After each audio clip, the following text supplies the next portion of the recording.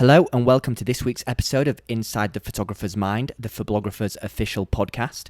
This week we will be tackling some of the latest news that's been going on throughout the photography industry. We'll also be looking at a photograph and critiquing it that sent polarizing waves throughout Instagram. Tune in, we've got a great episode for you. And of course, if you are liking the podcast, please do subscribe, please do share. We're on YouTube, Apple Podcasts, Spotify, Google Podcasts, everywhere. So join us and do share. Let's get started. Hi guys, welcome to another episode of Inside the Photographer's Mind. We did have a guest lined up for you, but unfortunately life got in the way and they had to cancel, which is fine.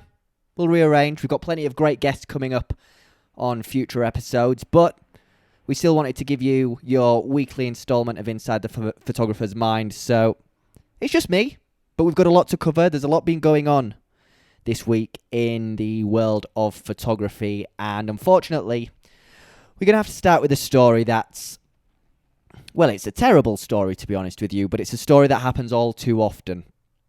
And it's regarding a Houston-based photographer by the name of Cary Fagan. Now, it's been alleged, and I just want to confirm that all these comments and stories that are coming out, they're all alleged. There's been no legal process at this point. But the accusations that are being made are serious, extremely serious. There's an Instagram account that's been created called Stop Cary Fagan, and I'll read you the bio, and I'll warn you, it doesn't make for great reading. It says, Cary Fagan is a serial predator, abuser, pedophile, rapist who has harmed 50 plus women and counting for over a decade. Now, this all started with a model on Twitter who decided it was time for her to share her story. And the domino effect after that is other models and other people who are aware of him have come forward and shared theirs. And then this is where it started to pick up traction. And now it's really taken off. There's a sign on a bridge in Houston, Texas that says hashtag Stop Cary Fagan. This is broken out into the news as well. Local news. It's not quite hit the mainstream, but it really does make for some grim reading, unfortunately. Now, looking on his website, this is a photographer who's worked with the likes of Nike, Adidas, Netflix. So he's not some, new budding photographer. This guy has started to amass quite the career in photography. And he's been working in it for quite a long time. And unfortunately, by the sounds of things, 50 plus women are alleging they've had negative experiences with him, to say the least. I reached out to Cary for comment. Unfortunately, didn't get a response. Because I do think it's only fair that in a situation like this, we hear both sides. But unfortunately, again, this is something that's happening all too often. And here on the Phoblographer, we've had the unfortunate task, and it is unfortunate, of telling these stories, of sharing these stories. We had one last year with Joe Aguirre, where a lot of women came out and said during portrait shoots they'd had a negative experience with him. There was allegations of sexual assault and things along those lines. With Joe Aguirre, it was quite a unfortunate secret that had been known for a long time in the street photography community, at least. There's also been others. Terry Richardson, of course, a more high-profile case. More recently, Magnum had to deal with David Allen Harvey and 11 women coming forward and saying that he'd been sexually inappropriate with them during workshops. Harvey obviously ended up leaving Magnum.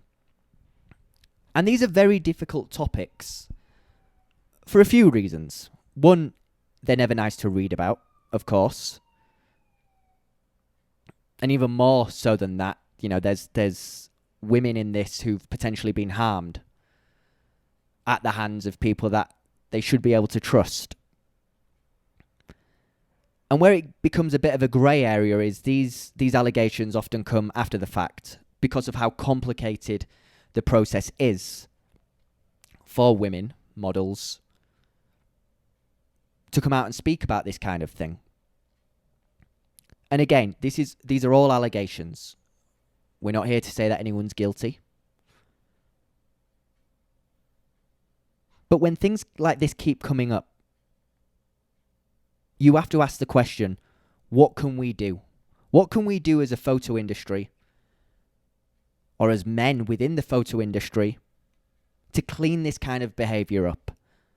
Because while I can't speak for these photographers that I've mentioned, I'm not going to comment on whether I think it's true or not.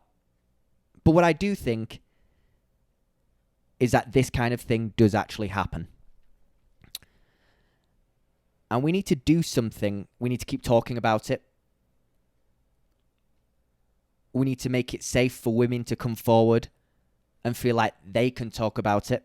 That's the most important thing. Because,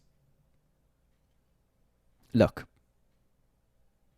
something I think we need to address, and I know there'll be some people watching this saying that most men or most male photographers are good, professional people. And I believe that to be true as well. But we can't protect women by focusing on the good guys, unfortunately. So we have to talk about the ones that have brought our industry to shame. And it's difficult to talk about because we don't want to think that humans would act in a sexual, predatory way. But we know that they do. And it especially happens in scenarios where there's one photographer and one model.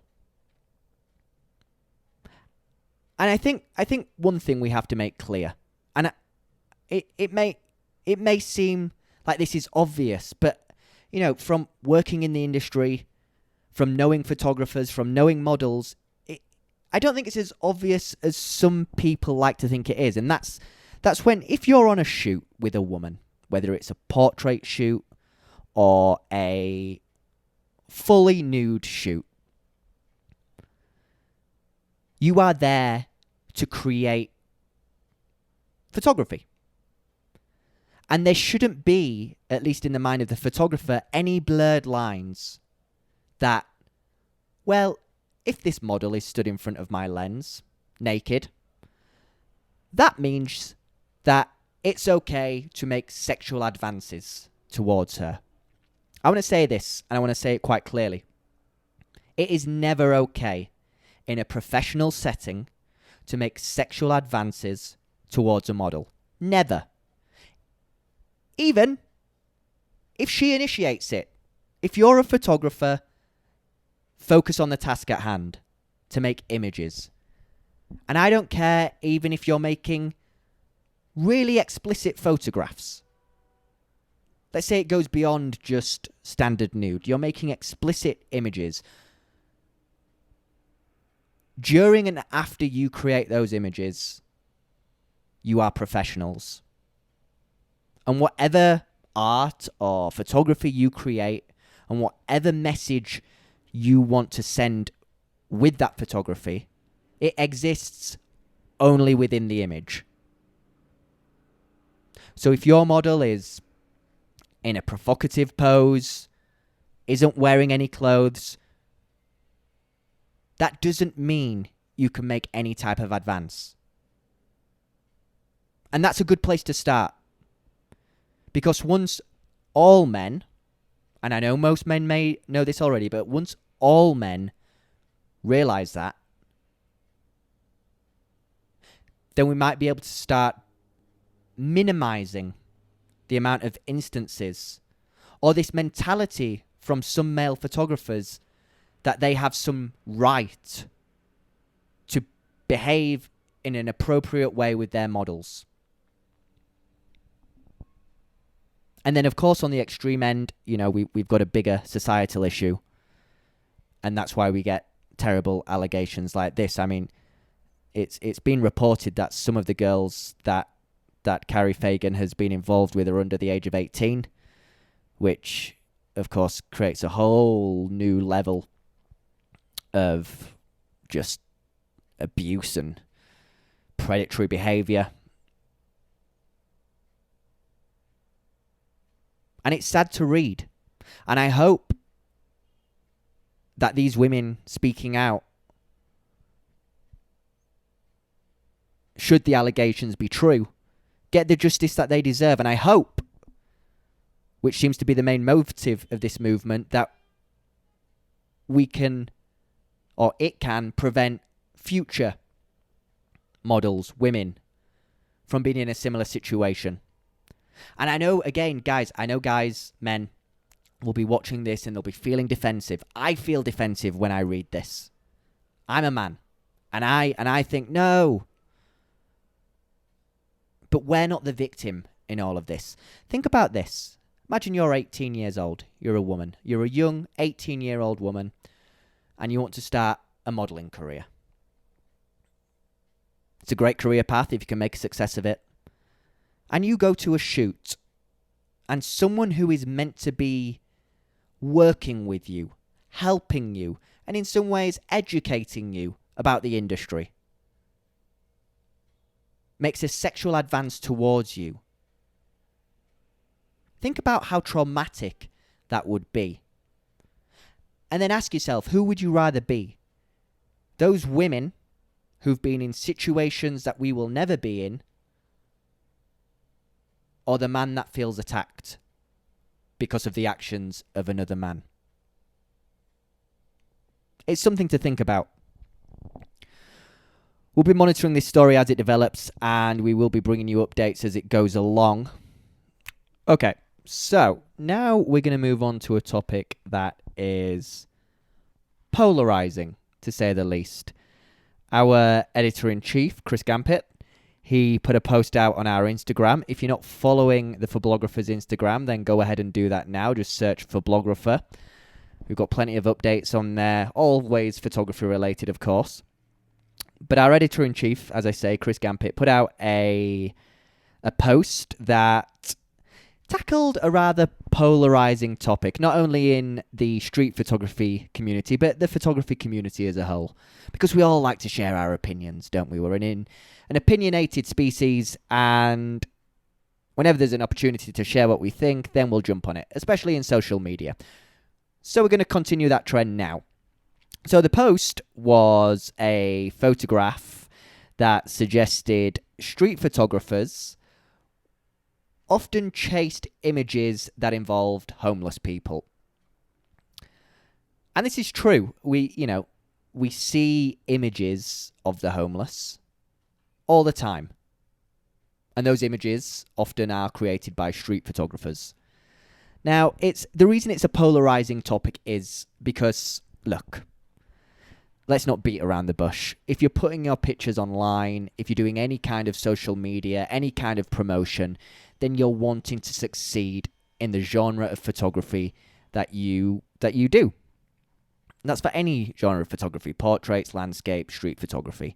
If you want to make a name for yourself, then you market yourself and you use your images to do that. And the reason photographing homeless people is so polarizing is essentially what's happening is you're benefiting, or at least you're aiming to benefit, from the suffering of others. Now, the ones that are, or at least don't have a problem with photographing the homeless, their argument is it's raising awareness. It's raising awareness. And this is an argument that always gets lost on me, because everybody is aware that homeless people exist. You just have to go out onto your streets, walk around for 10 minutes, and you will know that homeless people exist. So this kind of cop-out, if you will, that it's raising awareness, just doesn't quite cut it with me. Not only that, there's a difference between raising awareness and driving change.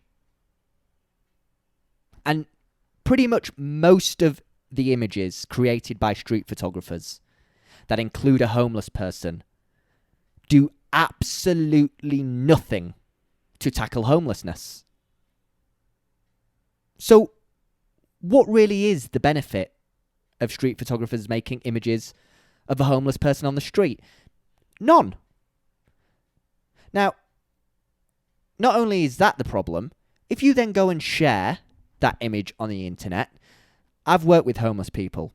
Not everyone who is homeless is always homeless.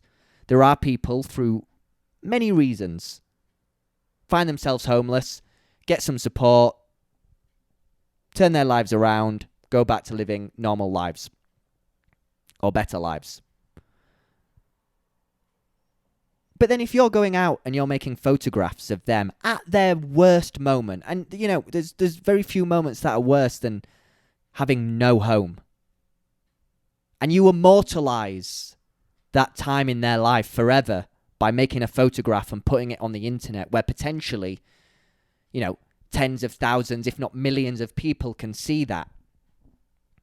How do you think that makes that person feel? Do you think the subject looks at that image and goes, oh, well, at least they're raising awareness? Or is it a constant reminder of the trauma or the difficulties that they've had?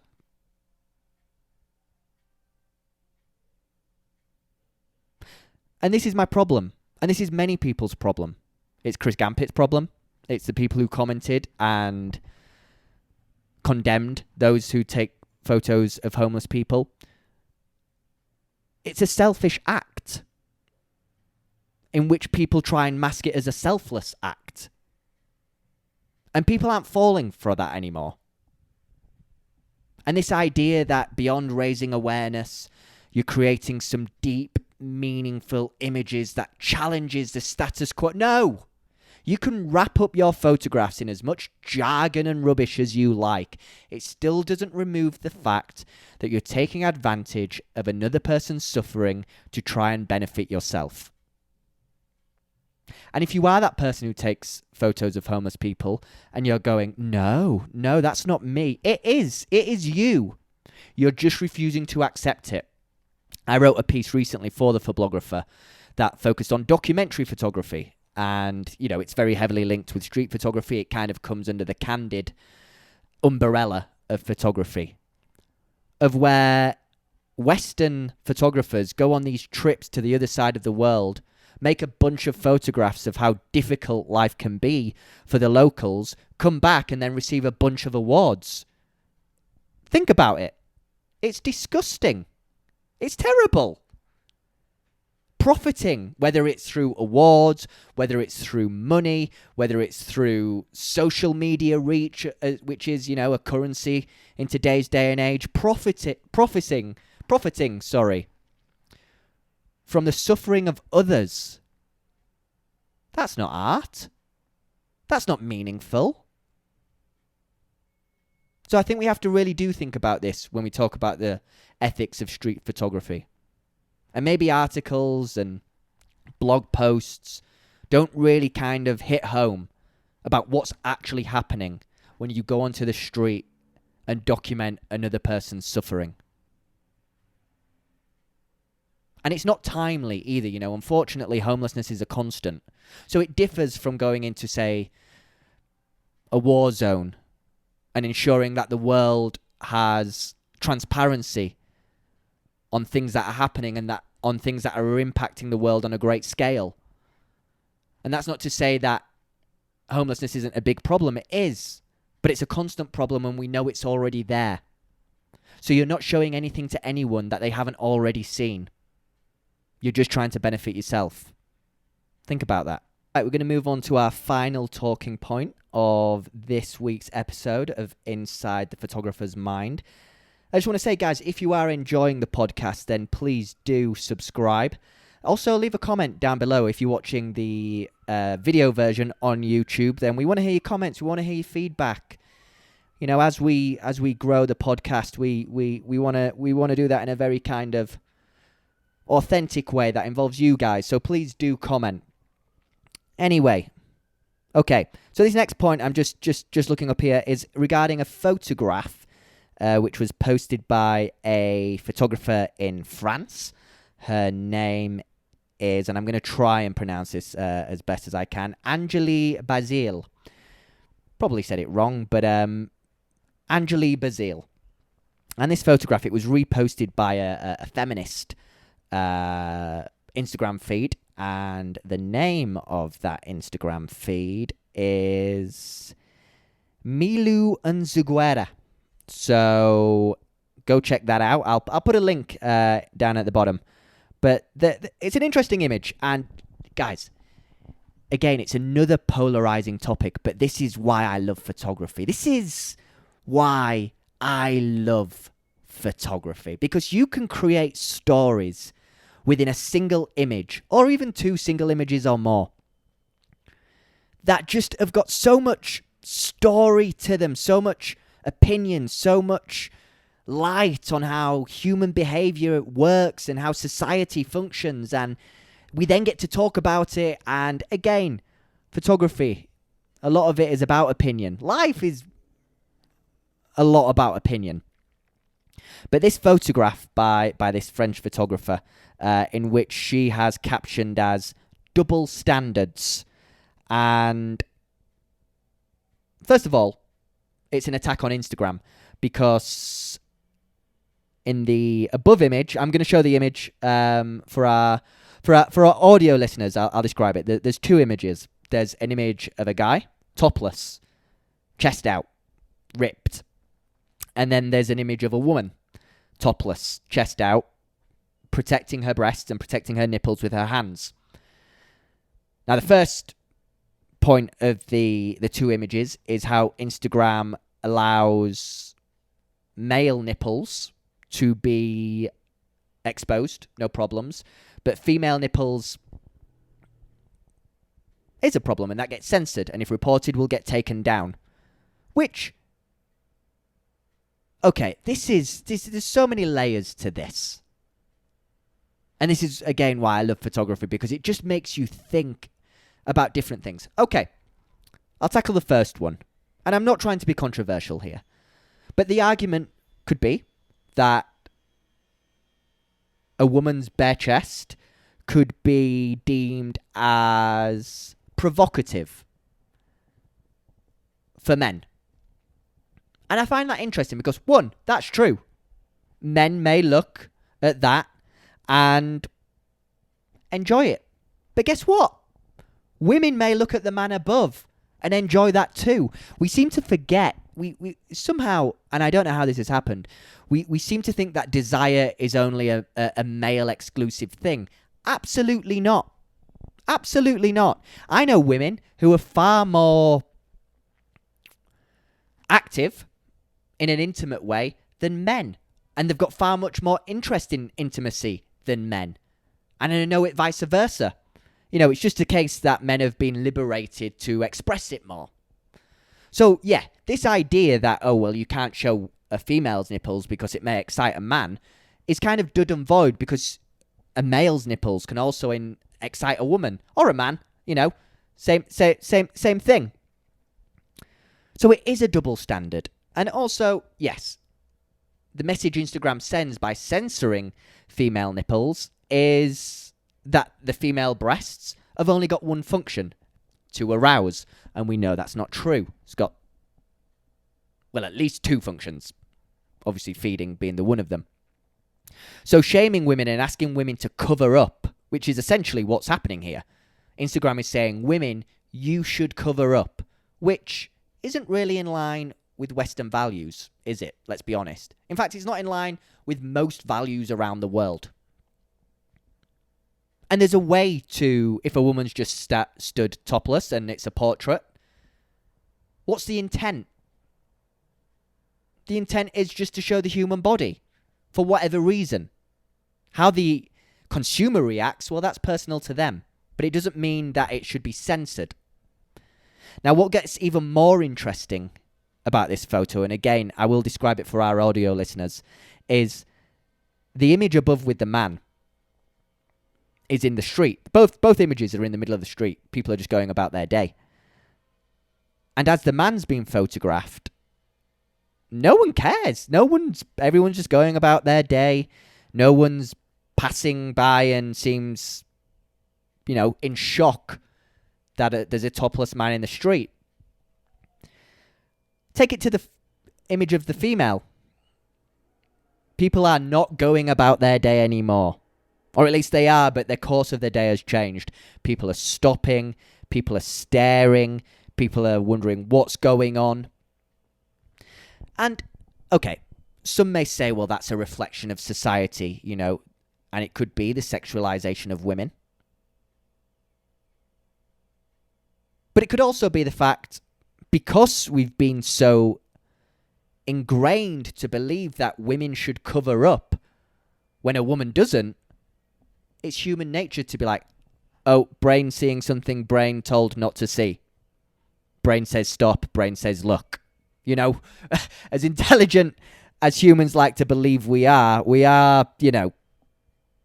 maybe not as deep as we would like to believe. And there are certain instincts where brain goes, brain sees something, brain doesn't understand, brain says stop and try and understand. But it's an interesting image. And the reason I'm bringing this photograph up, not just because it's an interesting topic and it can divide opinion. Should women cover up? Should men and women cover up? See, that's the point. What's the solution? Is the solution to say, okay, well, if Instagram and society in general are saying women have to cover up, then so do men. Does that benefit society? Or do we go the other way and say, well, if men can expose themselves, chest, of course, then so should women be allowed to, without any kind of drama surrounding it? Personally speaking, I think that's the best way forward. Let's try normalize it. It's going to take a long time. Probably not going to happen in my lifetime. And I'm still quite young. This is going to take decades and decades of changing attitudes. And I think this is something we have to remember. Just because people say something's wrong doesn't mean that attitudes change straight away. The human brain, as simple as it can be, is also really complex. So images like this do drive change, unlike the images that we were speaking about before with the homeless. And this is the power of photography. This is why it's a beautiful, beautiful thing, because this photographer, Angeli Bazil, I'll put her Instagram down in the description as well, so you can go check her out. She has used the craft to really challenge ideas. She's not the first person to do it. She won't be the last. But she's done it successfully, and that's why we're talking about it. What do you think? Do you think Instagram should loosen up a bit? Hashtag free the nipple, as was going around, or is quite popular on social media. Do you think we should censor and cover up both men and women? It's an interesting topic. Let us know in the comments below. Well, thanks for tuning in again to Inside the Photographer's Mind, the Phoblographer's official podcast. We really hope you enjoyed the episode. We've got some great episodes coming up in the future, including some great guests throughout the photography industry. Again, guys, if you are enjoying the podcast, then please do subscribe. Please do share. If you know someone who loves photography, make sure that they know about the podcast. We want to keep doing this and we want to keep bringing it to you. We'll see you again next week. See ya.